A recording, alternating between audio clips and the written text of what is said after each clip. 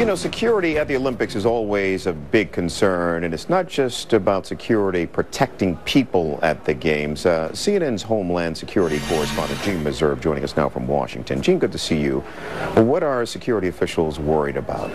Well, Tony, you know, I was up in Vancouver a week or so ago, and at the integrated security unit that's running the whole security operation for the games, there is a special division looking just at the question of cyber. But despite the precautions they're taking, there are some experts who are worried that because of the number of government officials and law enforcement people who will be there, there's still some possibility that there will be intrusions. They're worried about things like Bluetooth.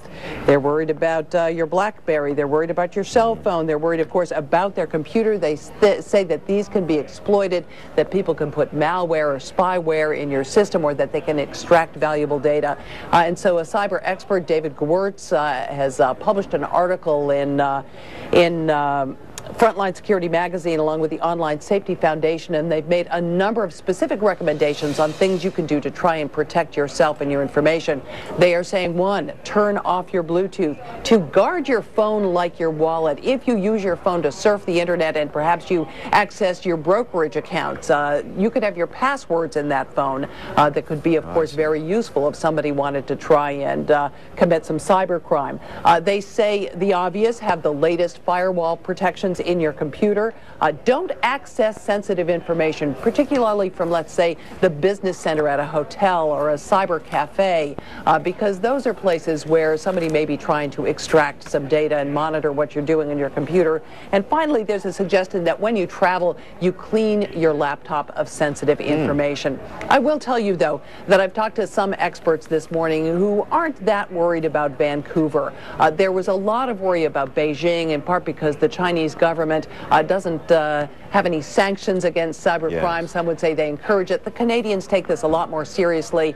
I'm told they have a pretty serious legal regime in place to try and prosecute anyone who conducts cyber crimes. But it's something to be aware of if you travel up there, Tony. Well, and maybe this is a perfect follow. I know the security desk is following another story about a simulated cyber attack in the U.S. Gene, what do you know about that? Yeah, it's called Cyber Shockwave. It's a war game that's going to be conducted next Tuesday here in Washington. It's going to pull in a lot of people who are former government officials, like the former Secretary of Homeland Security, Michael Chertoff, Fran Townsend, the former White House counterterrorism advisor, who you see here on CNN on a regular basis. There's going to be a simulation of a massive cyber attack on the United States. They're going to be looking at how they mitigate this, whether or not they retaliate. The idea is to see whether or not we're ready if something like that really occurs, Tony. Terrific. All right, our Homeland Security correspondent Gene Meserve in Washington. Gene, thank you. You bet. Our top story.